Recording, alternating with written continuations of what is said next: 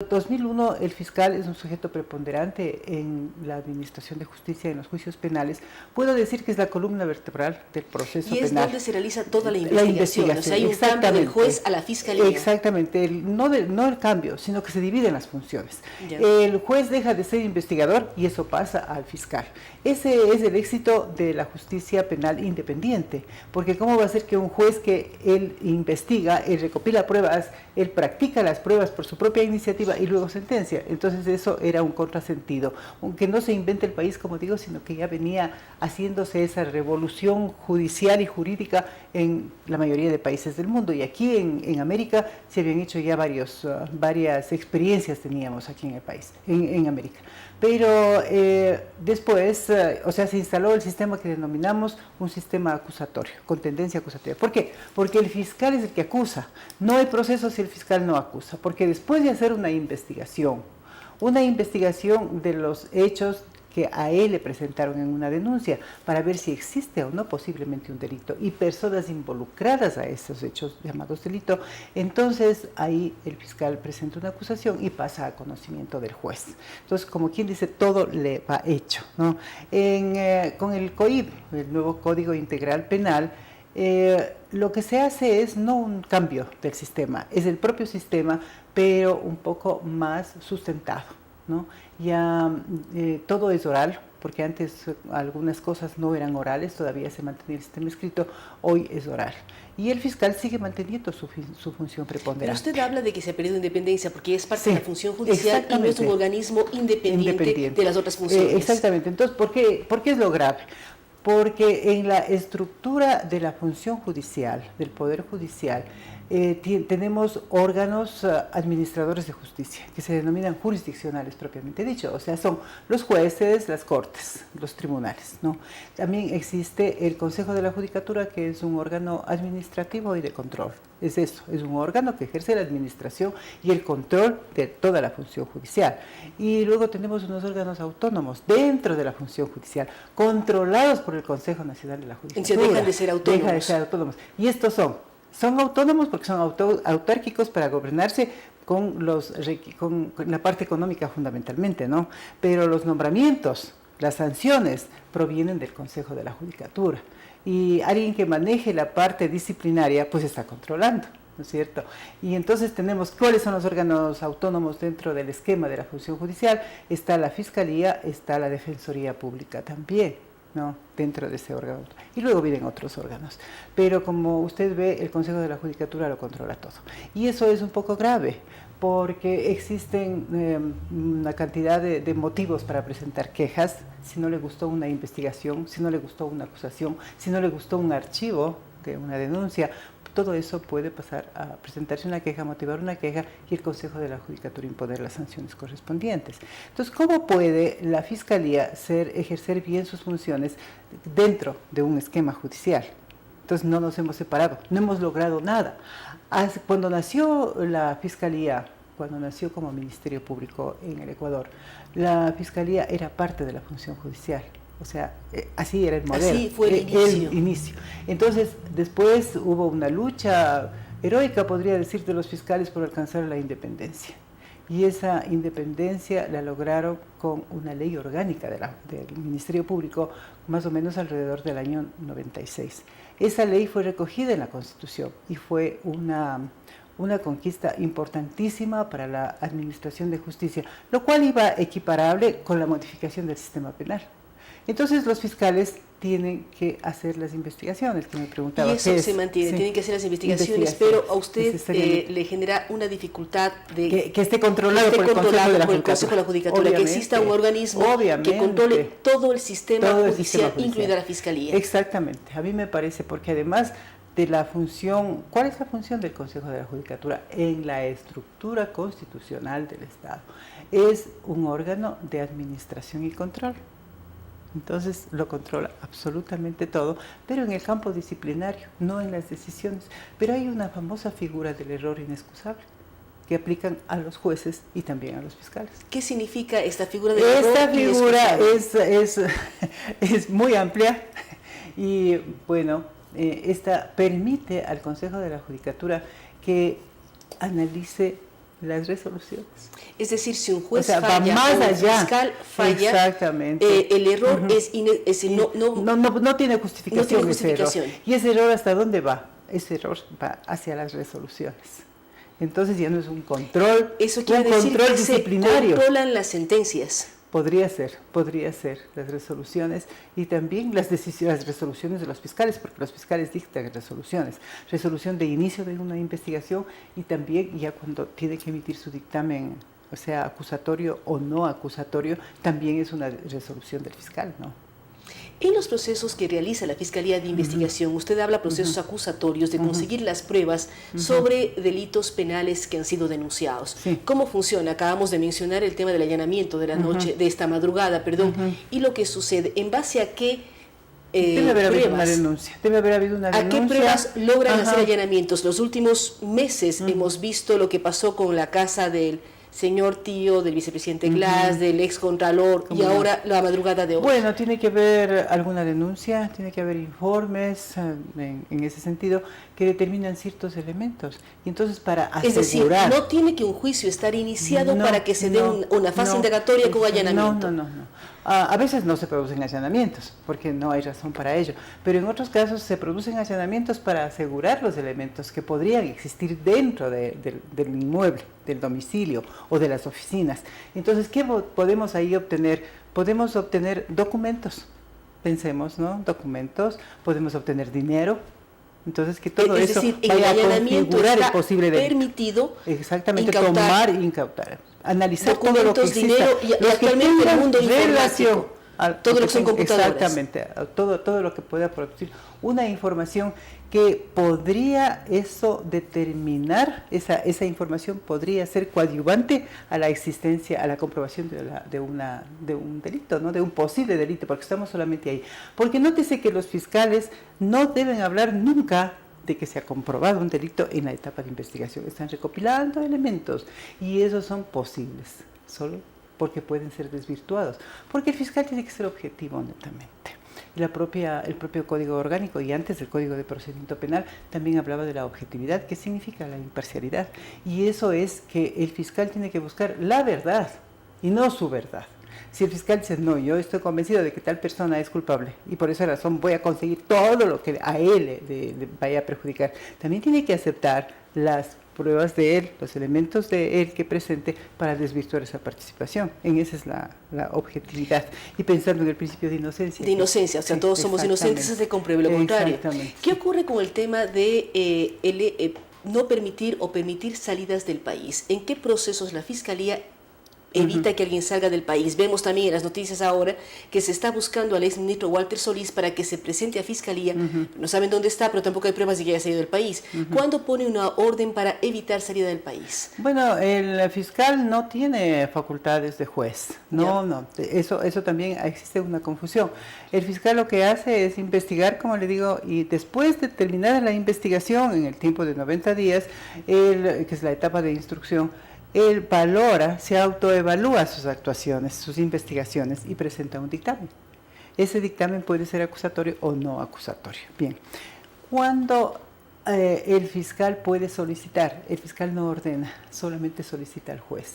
Y solicita medidas cautelares, que es el impedimento de salida del país, que son las prisiones, el arresto domiciliario, etcétera, cantidad de medidas, no acercamiento a la víctima, etcétera. El código está lleno de medidas cautelares.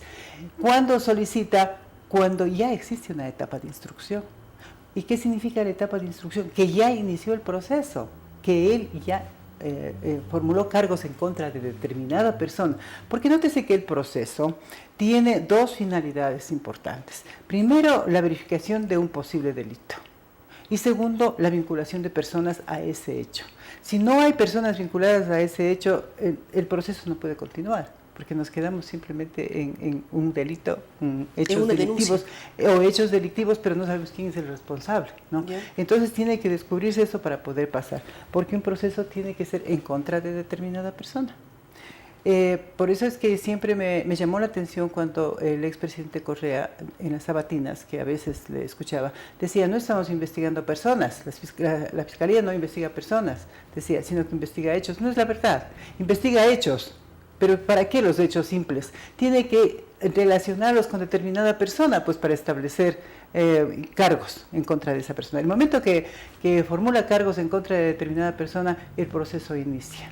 Entonces, ahí, que tiene 90 días, que es lo que se denomina técnicamente etapa de instrucción, el fiscal puede solicitar medidas cautelares. Ese momento, prisiones, impedimento de salida, arrestos domiciliarios, etcétera, ¿no?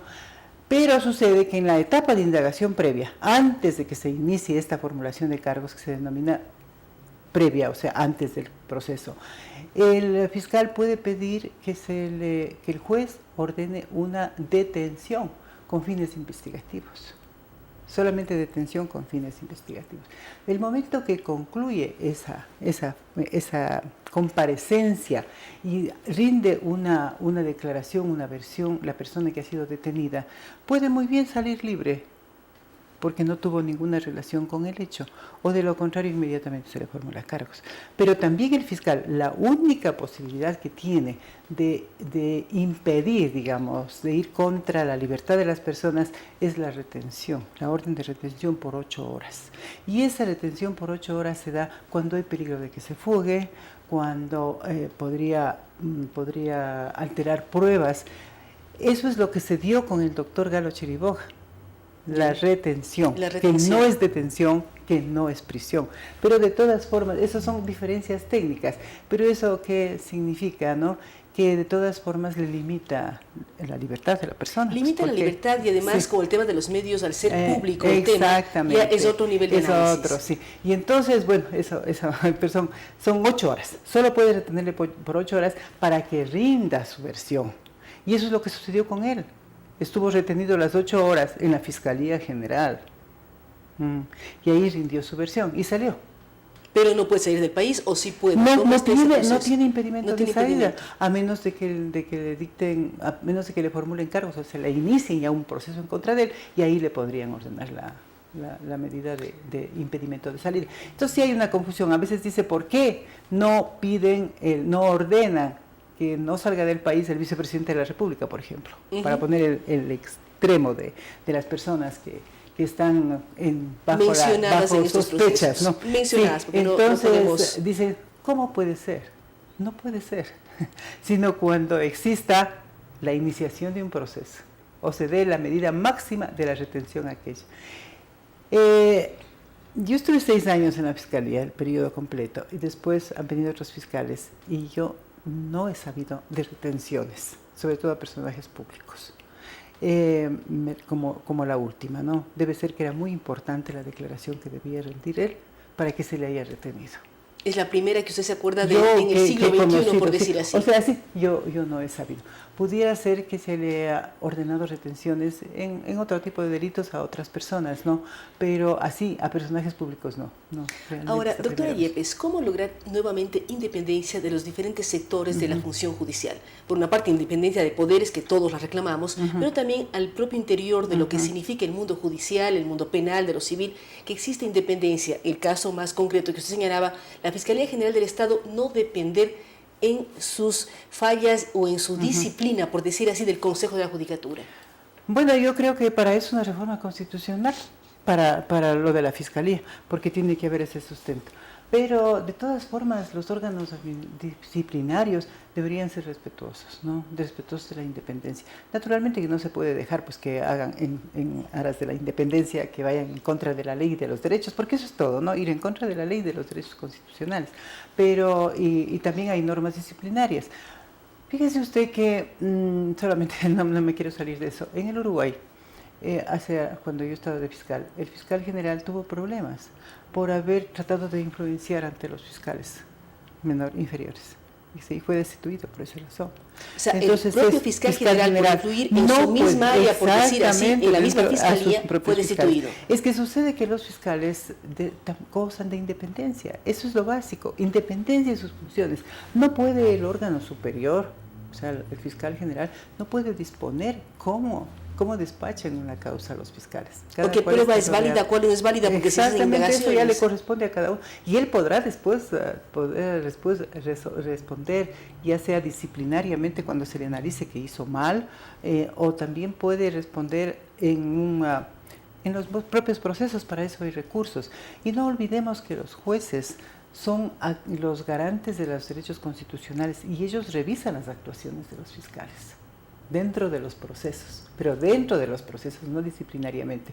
Si un fiscal pidió, pensemos, una medida cautelar de prisión preventiva y eso va al juez y le engañó con elementos de convicción que no eran los correctos, el juez puede ordenar un enjuiciamiento penal del fiscal, ¿no? Y la persona que fue detenida violentando todo podría demandarle daño moral al fiscal. Pero eso demostraría independencia, es decir, que el juez puede interpelar al fiscal y así como buscar elementos y poderes independientes. Muchísimas gracias. Gracias a la doctora Mariana Yepes. Hoy hemos hablado sobre el trabajo de la Fiscalía General del Estado, ya como fiscal. Nos recuerda que estuvo 6 años a cargo de la Fiscalía General del Estado. Habla sobre la importancia de la independencia de la Fiscalía. Actualmente depende del Consejo de la Judicatura y hay que analizar cómo está funcionando. Además, habla de todo el trabajo que realiza en lo que significa en los temas acusatorios, indagaciones, investigaciones, el papel fundamental que debe cumplir la Fiscalía General del Estado. Gracias a la doctora Mariana Yepes. Vamos a una pausa, luego de la cual estaremos dialogando con el economista Jorge Rodríguez, quien lidera la Comisión Anticorrupción. Con estas ideas y opiniones, regresamos con Enfoques.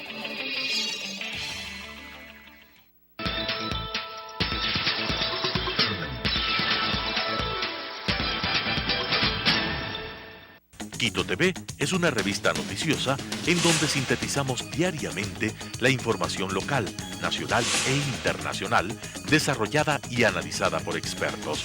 Quito TV, lunes a viernes, a las 7 horas, a las 12:30 horas, a la 1 de la madrugada.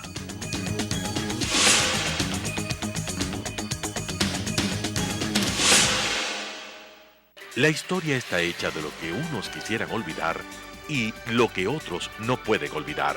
Es tarea del historiador averiguar el porqué de lo uno y de lo otro. Carlos Freile la asume con grandes y pequeñas historias de la historia. Lunes y jueves, 17:30. Reprise, sábados y domingo a las 21 horas.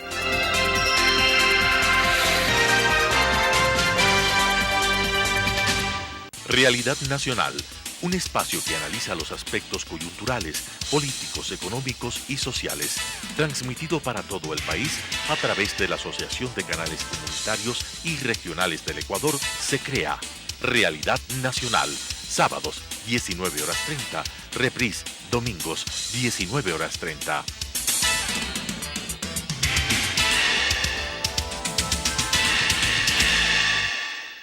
Conozca Taiwán es un programa de intercambio cultural que presenta las distintas facetas de la sociedad taiwanesa.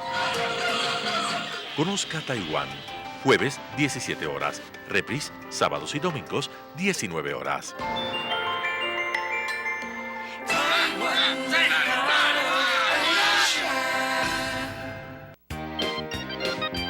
Preescolar El Parque. Mentes abiertas, conceptos abiertos, abiertos todo el año. Siempre encontramos soluciones a su economía. Educación inicial para niños de 1 a 5 años.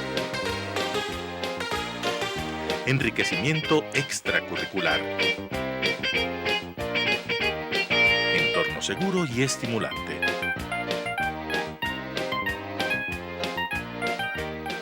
Estamos ubicados en la calle Vaquerizo Moreno, E750, entre Diego de Almagro y Reina Victoria, frente al Parque Gabriela Mistral. Contactos al 099-7372-081 o al 2568-683. Más información en www.elparquecentroeducativo.com o en Facebook como Preescolar El Parque.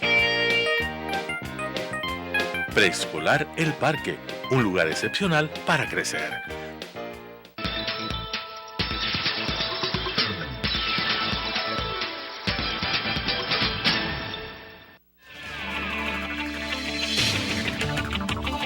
Con nuevas ideas y opiniones, estamos de vuelta con Enfoques.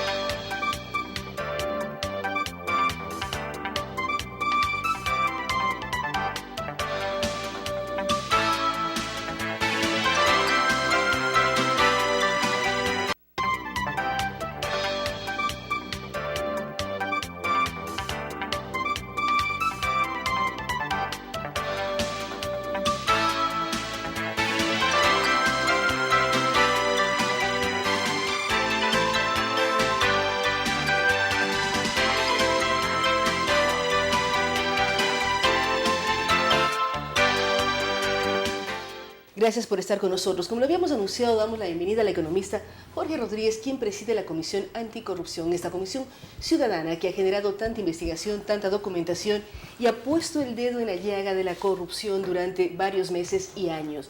Jorge, ¿cómo avanzan las investigaciones? Vimos la semana pasada la declaración que alarma al país, que si uno piensa en 10 años de revolución ciudadana, cada día robaron 10 millones de dólares. ¿Es real, no es real? ¿Cómo analizar esta declaración? Esto es importante porque tenemos que explicarle a quienes no nos ven que hablamos con verdad. El tema es el siguiente.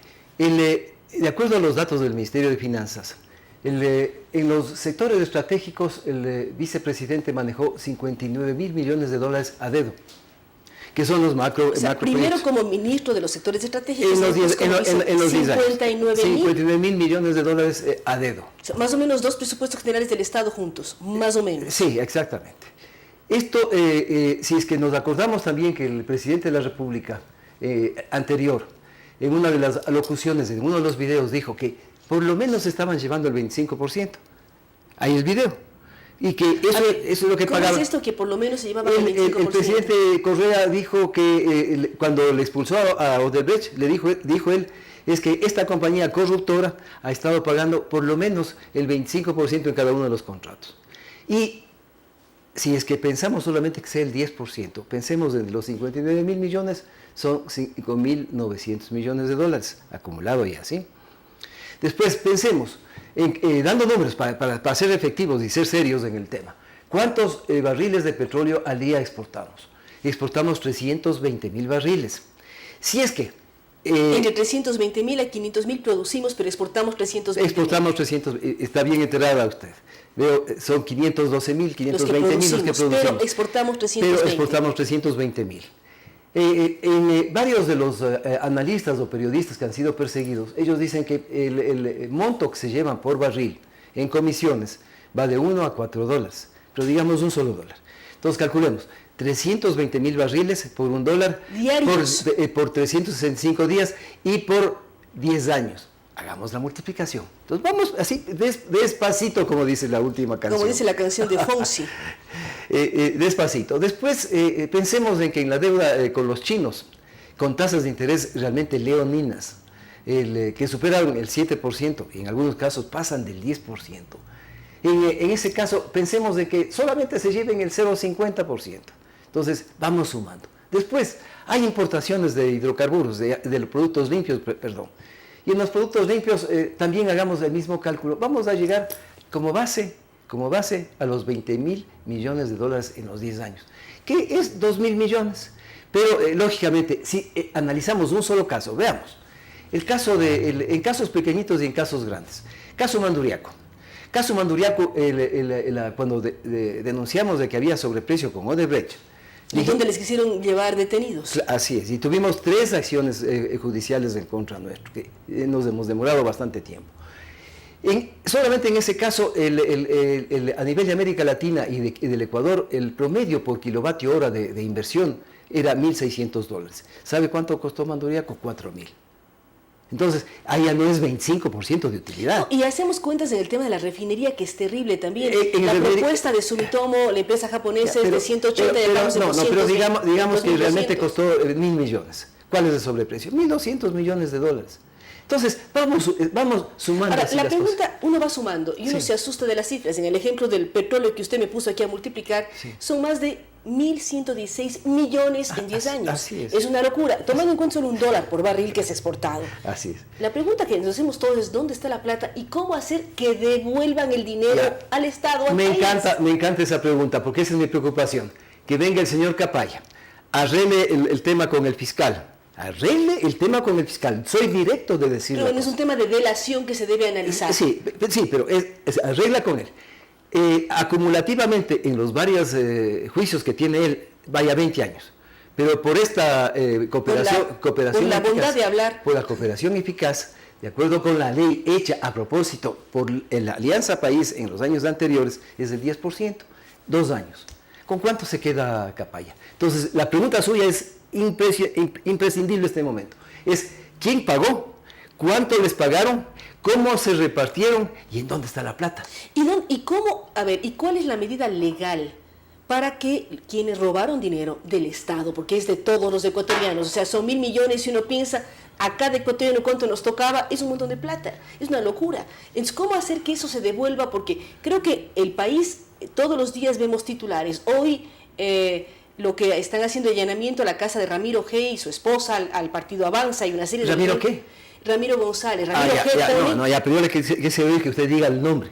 Porque a mí me molesta realmente que los medios de comunicación, sí, pero que los medios de comunicación y la propia fiscalía hablen con esa sinvergüenzaría. Pero dan Ramiro esconden los nombres.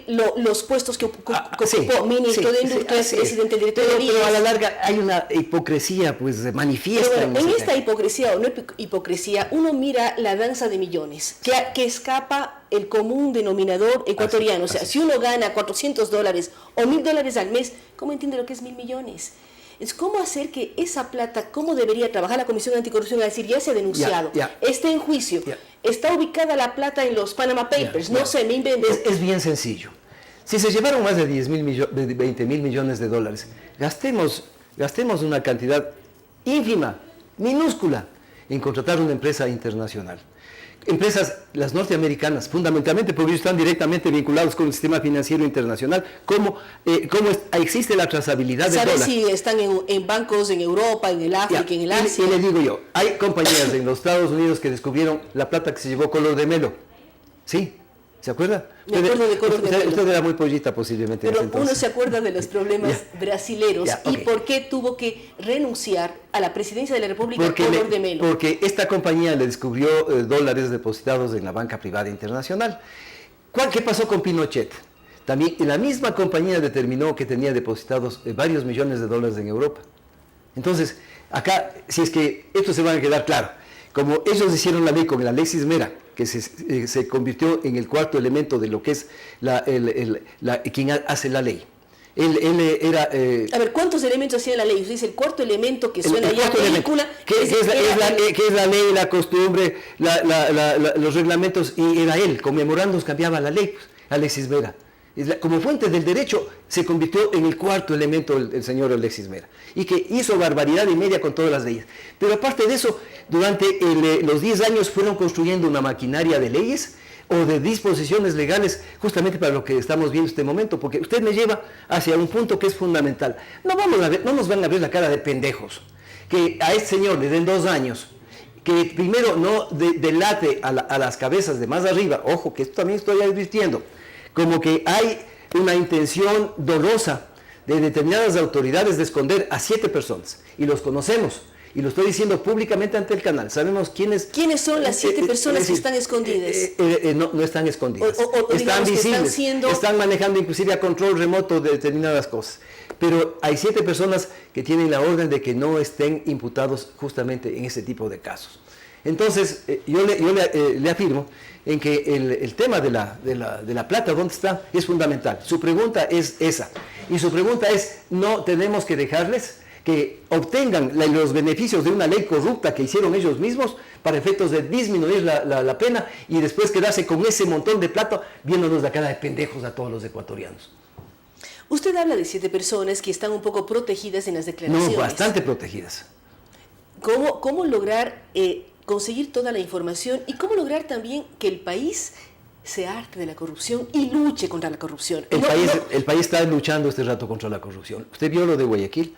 Realmente yo vine absolutamente enamorado de la ciudad, porque el ver que todos los sectores sociales, los de arriba, los de la mitad y los de abajo, están trabajando en forma conjunta. Y la próxima acción que vamos a hacer en la ciudad de Guayaquil es el juicio popular en contra de Glass, de ese señor que dicen que es vicepresidente, pero que no es mi vicepresidente. El capo de la tesorería de una mafia que existió durante 10 años. Pero de este señor hoy hay titulares en diferentes medios del país en donde dicen que el tío dice, no es cierto, el señor Glass y yo somos buenas personas, hay linchamiento mediático y nos están maltratando. Es que hay que a veces yo me excedo en las palabras. Yo personalmente les lincharía, pero de veras, porque realmente no hay derecho de que sigan actuando en forma mentirosa, aparezcan en los medios de comunicación y nos digan, acabamos de descender del cielo con unas alitas que me pusieron de préstamo allá en el extranjero. Y entonces, ¿qué es lo que están haciendo? Hay una orden de Correa a sus secuaces que están acá adentro, en que tienen que no atacarle especialmente a Lenín Moreno, sino fundamentalmente defender la revolución ganada, a la que se metieron la plata al bolsillo. Lo que hizo el vicepresidente el día de ayer es exactamente eso, el decir, no, nosotros no somos culpables, ustedes son los culpables, porque no hicieron mantenimiento, tienen que cumplir cierto tipo de requisitos. El tema de la refinería está dañada, hasta el 24 de mayo era perfecta y después alguien se robó las piezas, se puede decir. Así es. Pero estamos planteando al presidente de la República la necesidad de una auditoría internacional a la refinería. Específicamente, no solamente para querer cobrarles a los que se llevaron 1.200 millones de dólares, sino también para las empresas corruptas, porque hay una cantidad de empresas que realmente han participado en contubernio con funcionarios públicos para llevarse la plata afuera. ¿Y a dónde se llevaron? A la banca privada internacional. Hay que decirles a los Estados Unidos, ustedes no pueden ser cómplices de una acción tan voluminosa en cuanto a llevarse el dinero a la banca privada internacional. Necesitamos la cooperación fundamentalmente del señor Trump. Señor Trump, no les expulse a los ecuatorianos de poco dinero, aquellos que están buscándose el pan de cada día. Saque a ese montón, a esa gavilla de delincuentes que están viviendo en la ciudad de Miami. Ellos realmente son los que están llevando la plata. Y en los Estados Unidos conocen al detalle cada dólar que se fueron, no solamente de Ecuador, sino de América Latina. Usted habla de varios temas, Jorge. Usted lidera la Comisión Anticorrupción, la preside. ¿Qué otros casos están investigando? Porque ya nos habla de las denuncias. ¿Qué procesos están en curso en la investigación al interior de la comisión? En la próxima semana, para el jueves, tenemos una rueda de prensa de casos más pequeños, pero que demuestran que no solamente desde arriba se robaba, sino también en la mitad y hasta abajo. De que el mal ejemplo de Correa, pues básicamente se perdió. Como que una revolución ciudadana permitía que se lleven la plata para efectos de que todos estén contentos y que después todos, cuando vengan problemas, estos tiempos de hoy día, comiencen a sacar las muelas. Acabamos de verles algunas asambleístas como sacan los dientes, desesperadas, porque les van a quitar el pan de cada día, ese pan inmenso que se fueron llevando, porque también fueron partícipes de esa corrupción. Entonces, en la parte media, vamos a hacer dos denuncias. Una en contra de la justicia, entre comillas, que justicia no existe. Mientras esté ese señor Yalc de presidente del Consejo de la Judicatura y mientras tenga dos instrumentos que son fundamentales para manipular a los jueces, que es unas disposiciones que lo impusieron en el COIP durante los 10 años, justamente mientras él continúe ahí no va a haber justicia. Entonces vamos a presentar una queja, una solicitud a la Contraloría para que se inicie una acción de una auditoría en dos temas. La primera, en la parte de los sorteos. Los sorteos de los famosos jueces que llegan a ocupar los espacios. No, sorteos de las causas. De las causas. Eso hicieron un sistema informático en donde no había que coger jueces a dedo. Queremos demostrar que realmente eso fue una fantochería, que nos hicieron creer como a tontos a los ecuatorianos. Sin embargo, no había tal sorteo, porque se escogían los jueces corruptos para que manejen determinados casos, como aquel caso de la jueza Karen Matamoros. Y le estoy diciendo, jueza corrupta, la jueza Matamoros. Lo estoy diciendo públicamente aquí. O sea, no tengo miedo y adicionalmente no me quedo callado. El segundo caso es de Maldonado. Maldonado declaró un caso nuestro de malicioso y temerario, por lo cual un sinvergüenza, otro ratero que se fue a nivel internacional, el señor Merizalde nos inició una acción penal. En definitiva, imagínese usted, yo tengo rabia, porque en la mitad del tiempo de los 2 años de vida de la comisión he tenido que pasar en esa llamada justicia, defendiéndonos como estos, sacando las uñas y los dientes, en definitiva han tratado de dañarle a la Comisión Anticorrupción en cuanto a lo que es su propio trabajo. Para terminar, Jorge, ¿qué hacer como ciudadanía? Usted está hablando de un juicio público al vicepresidente Glass, en Guayaquil. ¿Qué debe hacer la ciudadanía para exigir que las cosas cambien y luchar contra la corrupción, que es lo que es un cáncer espantoso? Así es. Que yo hacía un parangón, uno escuchaba la canción de la bandera de Bolívar por América Latina, es la bandera de Odebrecht, que ha sembrado corrupción. La corrupción está presente en toda América Latina. Así es. En primer término, tenemos que, como comisión, un poco alertar que estamos trabajando no solamente en casos de denuncia, estamos ya trabajando con las universidades.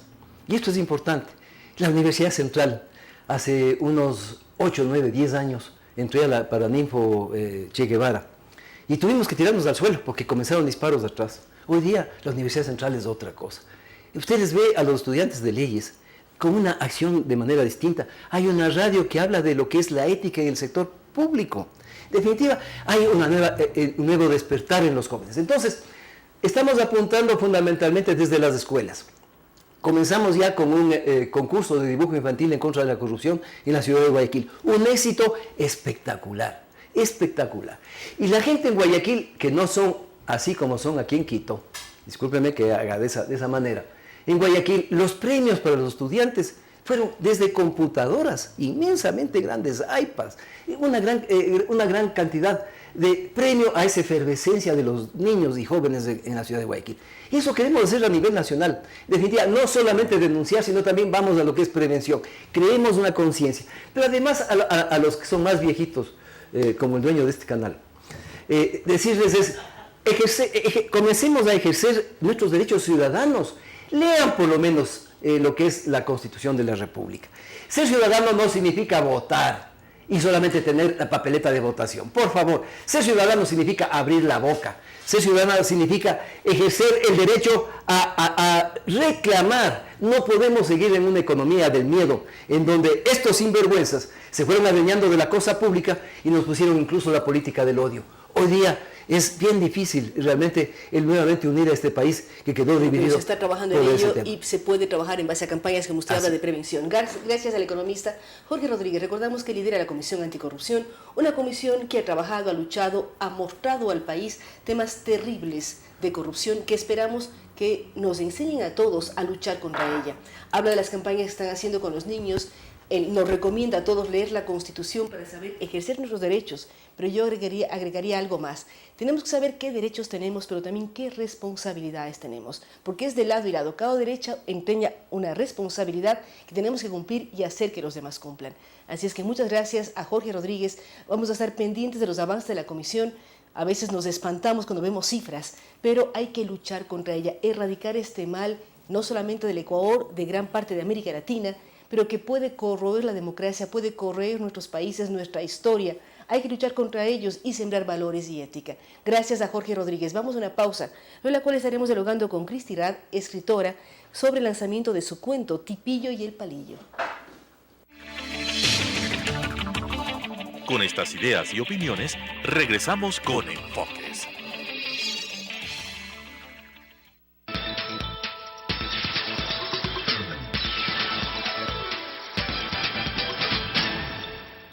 Quito TV es una revista noticiosa en donde sintetizamos diariamente la información local, nacional e internacional, desarrollada y analizada por expertos.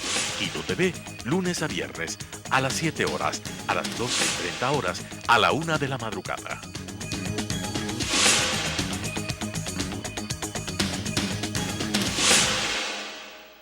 La historia está hecha de lo que unos quisieran olvidar y lo que otros no pueden olvidar. Es tarea del historiador averiguar el porqué de lo uno y de lo otro. Carlos Freile lo asume con grandes y pequeñas historias de la historia. Lunes y jueves, 17:30. Reprise, sábados y domingo a las 21 horas.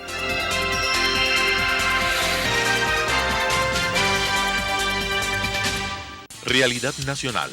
Un espacio que analiza los aspectos coyunturales, políticos, económicos y sociales, transmitido para todo el país a través de la Asociación de Canales Comunitarios y Regionales del Ecuador, se crea Realidad Nacional, sábados 19:30, reprise, domingos 19:30.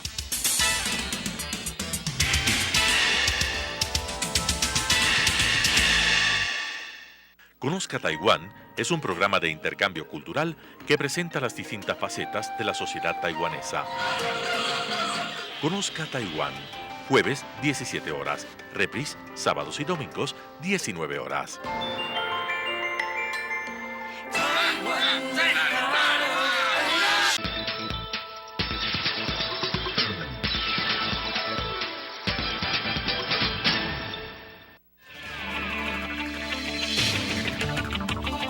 Con nuevas ideas y opiniones, estamos de vuelta con Enfoques.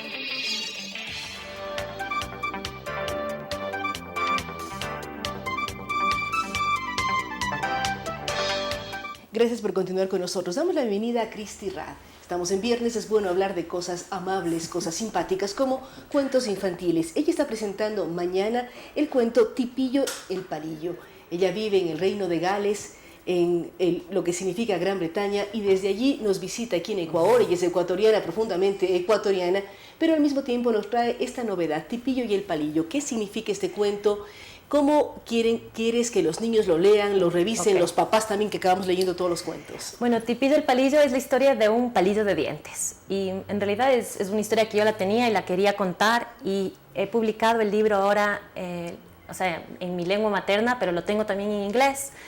Y simplemente por el amor a las historias, a contar cuentos y a mis hijos. Fue una inspiración y yo me autopubliqué, así que ahí es cuando me siento más orgullosa, no solo de escribir, sino uno sabe lo difícil que es que un escritor consiga un editorial y más aún autopublicarse. Totalmente, ya hice toda la investigación, era difícil y, o sea, para mí el orgullo fue haber escrito, haber publicado, encontrar todo a una ilustradora y haber hecho lo que yo quería hacer. Pero es el primero, quiero seguir haciendo.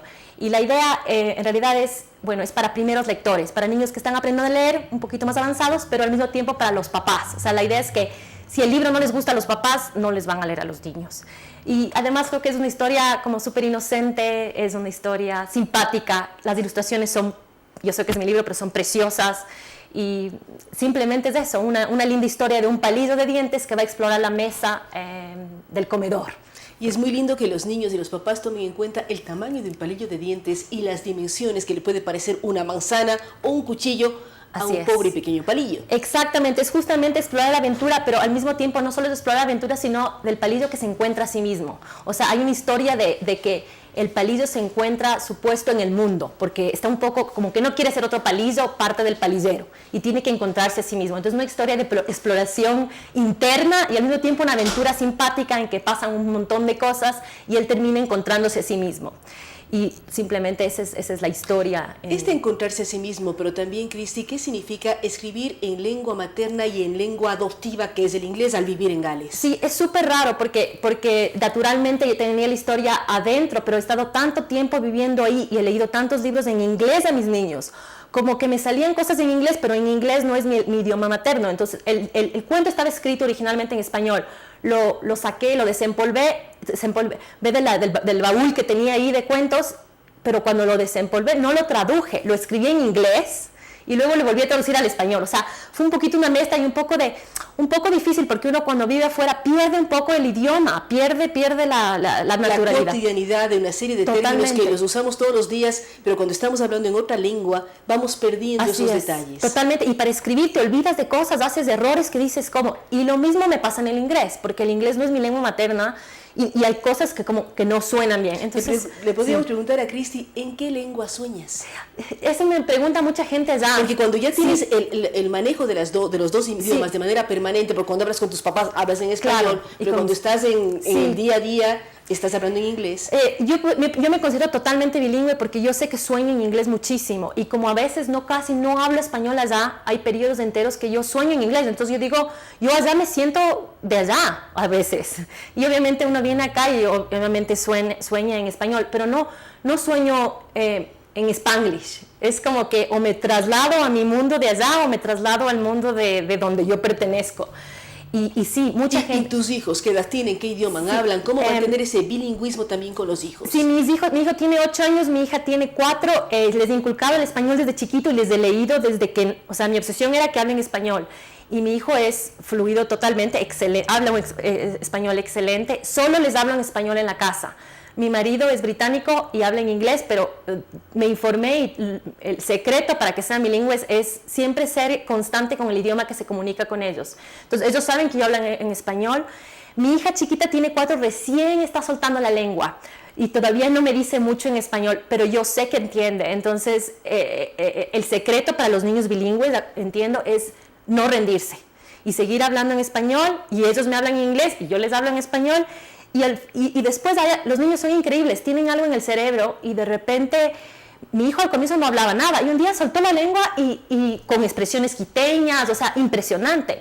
Es decir, es el entorno que la mamá les habla en español permanentemente hace que desarrollen el bilingüismo. Así es. Hablando de nuevo del cuento, mañana se presenta en la Galería de Sara Palacios en Nayón. ¿Qué es lo que quieres que encuentren los niños en tu cuento? No los papás. A los papás nos puede gustar o no, pero los niños cuando abran el cuento, vean las ilustraciones, lean la historia del famoso palillo, ¿qué quieres que encuentren? Yo cuando escribí el libro estaba con mi hijo de 4 años y estaba pensando en él. Entonces, para mí, primero que se diviertan. O sea, lo primero que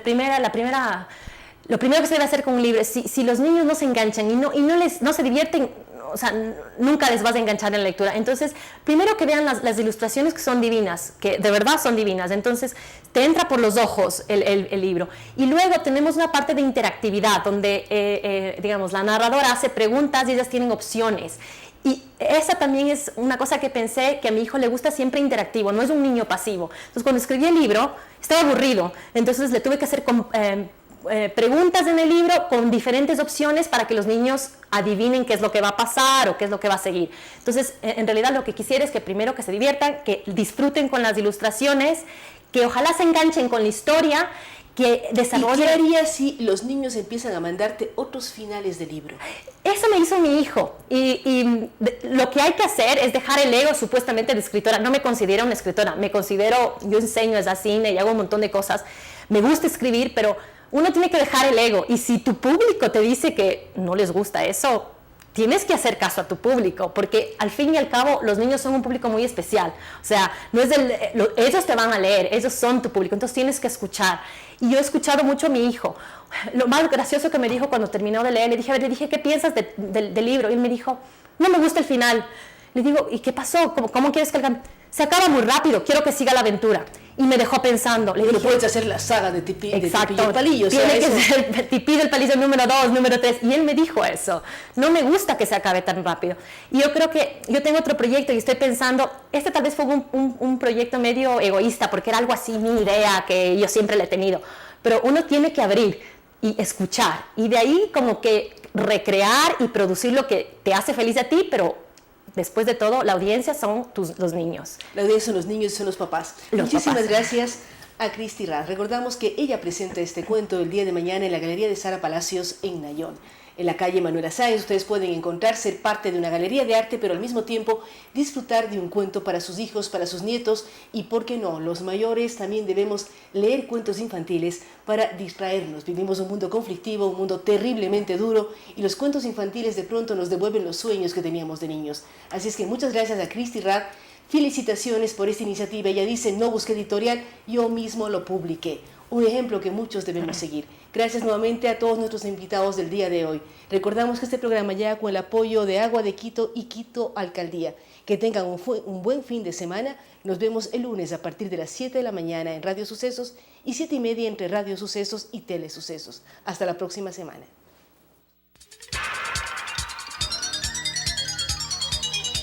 Las opiniones vertidas en este espacio por la producción y dirección del programa son de exclusiva responsabilidad de sus autores y de quienes intervienen en ellos.